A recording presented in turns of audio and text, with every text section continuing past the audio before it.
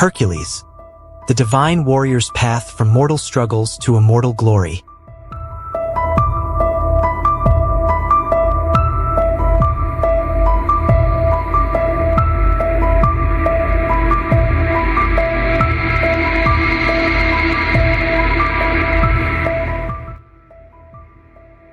Long ago, when the heavens were ruled by Zeus, the mighty king of the gods, a great hero was born, a demigod destined for glory.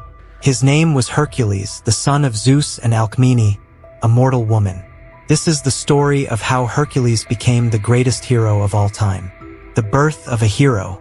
Zeus, known for his many affairs, fell in love with Alcmene, a beautiful and virtuous queen of Thebes. To win her heart, Zeus disguised himself as her husband, Amphitryon, while the real Amphitryon was away at war. That night, Hercules was conceived. When Hera, Zeus's jealous wife, discovered her husband's betrayal, she flew into a rage. Hera, determined to destroy the child, swore to make Hercules' life unbearable from the moment of his birth. As soon as Hercules was born, Hera sent 2 venomous serpents to kill him in his cradle. But even as an infant, Hercules possessed incredible strength. Without fear, he reached out with his tiny hands, grabbed the snakes by their throats, and strangled them to death, proving from the start that he was destined for greatness. The 12 labors. As Hercules grew, his strength became legendary. However, Hera's hatred only grew stronger. One day, in a fit of divine rage, she caused Hercules to go mad. In his madness, Hercules committed a terrible crime. He killed his own wife and children. When he regained his senses, he was consumed by grief and shame. Seeking redemption, Hercules turned to the Oracle of Delphi for guidance. The oracle decreed that he must serve King Eurystheus of Mycenae, who would assign him a series of nearly impossible tasks to purify his soul. Thus began the 12 labors of Hercules, a series of heroic feats that would test not only his strength, but also his cunning and perseverance. 1. The Nemean lion, a fearsome beast whose skin could not be pierced by any weapon. Hercules strangled the lion with his bare hands and wore its impenetrable hide as armor. 2. The Lernaean hydra, a serpent with many heads, each one growing back if severed. With the help of his nephew Iolaus, Hercules burned the stumps of each head, preventing them from regenerating, and buried the immortal head under a rock. 3. The Ceryneian hind, a swift, golden-horned deer sacred to Artemis.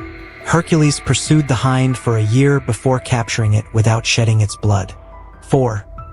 The Erymanthian boar, a monstrous boar terrorizing the countryside. Hercules chased the boar into deep snow and captured it alive. 5.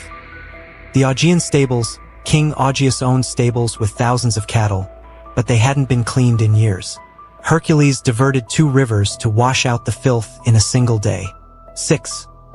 The Stymphalian birds. These deadly, man-eating birds had bronze feathers that they could shoot like arrows.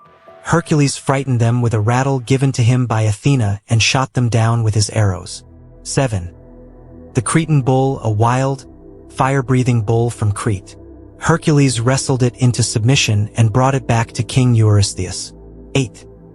The maras of Diomedes, flesh-eating horses owned by the Thracian king Diomedes. Hercules fed Diomedes to his own maras, taming them in the process. 9. The belt of Hippolyta. Hippolyta, the queen of the Amazons, possessed a magical belt. Initially, she offered it willingly, but Hera stirred up trouble, and Hercules had to fight the Amazons to retrieve it. 10. The cattle of Geryon. Geryon was a 3-bodied giant who owned a herd of red cattle. Hercules defeated him and herded the cattle back to Greece. 11. The apples of the Hesperides. These golden apples were a gift from the gods, guarded by a 100-headed dragon. Hercules tricked the Titan Atlas into retrieving them while he held up the sky in Atlas's place. 12. Cerberus, the final labor, required Hercules to descend into the underworld and capture Cerberus, the 3-headed guard dog of Hades. Hercules accomplished this feat without using any weapons, relying solely on his strength and will. The apotheosis of Hercules. Having completed the 12 labors, Hercules became a symbol of ultimate strength, courage and perseverance. Yet Hera's torment did not end. She continued to send trials his way, but none could break his spirit. Hercules went on to perform countless other feats, helping both mortals and gods. In time, he married Diana, but tragedy struck again. When tricked by a centaur into poisoning her husband, Diana unknowingly caused Hercules unbearable pain. The poison was so potent that it began to eat away at his flesh. Unable to bear it, Hercules built a funeral pyre and lay upon it, ready to meet his end. As the flames engulfed him, Zeus, watching from Olympus, could no longer bear to see his son suffer. In a final act of mercy, Zeus brought Hercules to the heavens, granting him immortality. Hercules ascended to Olympus, where he was welcomed as a god and given a place among the stars. Thus, the legend of Hercules, the son of Zeus, lived on for eternity, a symbol of strength, endurance, and the triumph of the human spirit over suffering.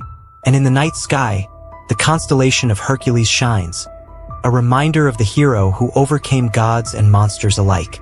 After ascending to Olympus and being granted immortality, Hercules thought his trials were finally over. However, the life of a god was not as peaceful as he had imagined. While he was now free from Hera's relentless torment, he still found himself entangled in the affairs of the gods, facing new challenges, navigating divine politics, and forging his path in this new, immortal existence. Hercules and Hebe, the goddess of youth. Upon his arrival in Olympus, Hercules was welcomed by the gods, but none more warmly than his father, Zeus. As a token of his forgiveness and approval, Zeus arranged for Hercules to marry Hebe, the goddess of youth and daughter of Hera. This marriage marked a surprising turn in Hercules' relationship with his former nemesis. Though Hera had tormented him his entire life, his new role as her son-in-law softened her heart. While their relationship would never be completely free of tension, Hera and Hercules found a mutual respect for one another in their new roles as divine family. Hebe's presence brought new peace and joy to Hercules.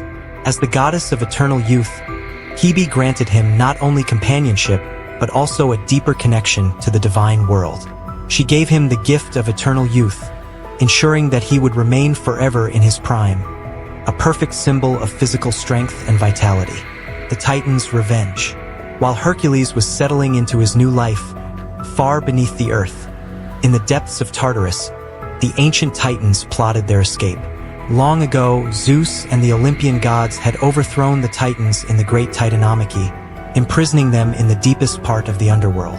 But the Titans were not so easily forgotten. Led by the fearsome Cronus, the Titan of time and father of Zeus, the Titans sought revenge. Over eons, they slowly regained their strength, feeding off the hatred and resentment that had festered in the dark depths of Tartarus.